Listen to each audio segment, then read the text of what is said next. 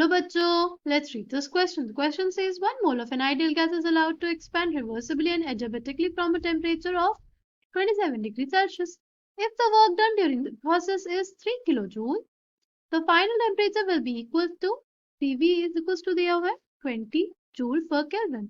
Option first है हमारे पास 150 kelvin, option second है 100 केल्विन, थर्ड है 26.85 डिग्री सेल्सियस और फोर्थ हमारे पास 295 केल्विन. की concept for this question is now अगर हम लोग बात करते हैं heat at constant volume. Heat at constant volume हमारे बराबर होता है इंटरनल एनर्जी के. ठीक है, heat at constant volume is basically related with internal energy. ठीक. और अगर हम लोग बात करते हैं सीवी की, सीवी क्या होता है? CV is specific heat capacity at constant volume. Specific heat capacity at constant volume क्या हो जाएगा? किसके बराबर होगा ये हमारे पास बराबर होता है Q, यानी किसी भी एक मोल सब्सटेंस का टेम्परेचर 1 डिग्री सेल्सियस इंक्रीज करने के लिए, इंक्रीज करने के लिए, रेज करने के लिए जो हमें हीट देनी पड़ती है एट कांस्टेंट वॉल्यूम, वही होती है हमारे पास specific heat capacity at constant volume. ठीक. और अभी हमने देखा जो हीट एट कांस्टेंट वॉल्यूम होता है उसको हम लोग रिलेट करते हैं इंटरनल एनर्जी से. तो हम क्या लिख सकते हैं? CV is equals to delta U by N delta T. ठीक. और उसको लिख सकते हैं delta U is equals to NCV delta T.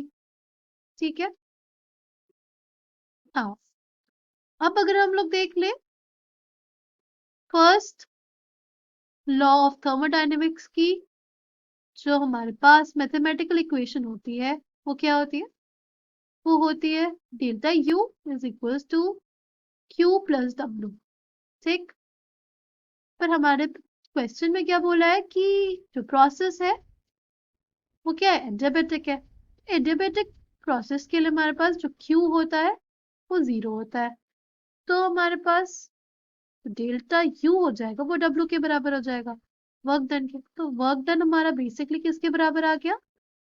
Work done is basically NCV delta T के बराबर, क्योंकि हमारा delta U NCV delta T के बराबर था. तो हमारा वर्क डन भी किसके बराबर आ जाएगा? NCV डेल्टा T के बराबर. नाउ हमसे बोला है कि जो सिस्टम हमारा वो एक्सपैंड कर रहा है. एक्सपैंड होने का मतलब work is done by the system. तो उस केस में हमारा जो वर्क आएगा उसको क्या लिखेंगे हम लोग? वर्क हमारे पास नेगेटिव आएगा.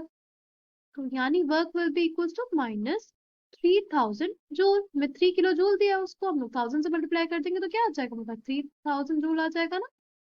और हमें सीवी कितना दिया हुआ है? सीवी दिया हुआ है 20 जूल पर केल्विन और हमारे पास T1 दिया हुआ है एज 27 डिग्री सेल्सियस. उसको कन्वर्ट करेंगे केल्विन में तो क्या आ जाएगा? 27 प्लस 273 केल्विन जो हमारे पास आ जाता है 300 केल्विन. ठीक है. अब हम इसको फॉर्मूले में यूज करें.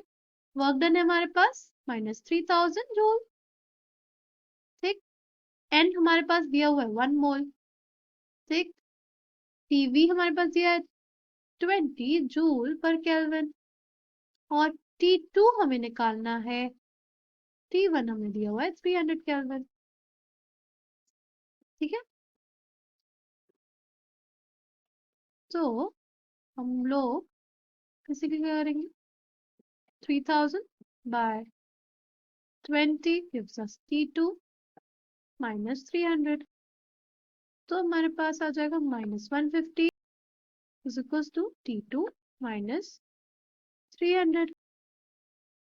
T2 आ जाएगा minus 150 plus 300 which is equals to 150 kelvin. यानी जो फाइनल टेम्परेचर आएगा हमारे पास वो आ जाएगा 150 केल्विन. ठीक है. Coming back to the question. Correct answer for this question will be option 1. I hope you understood it well. Thank you and all the best.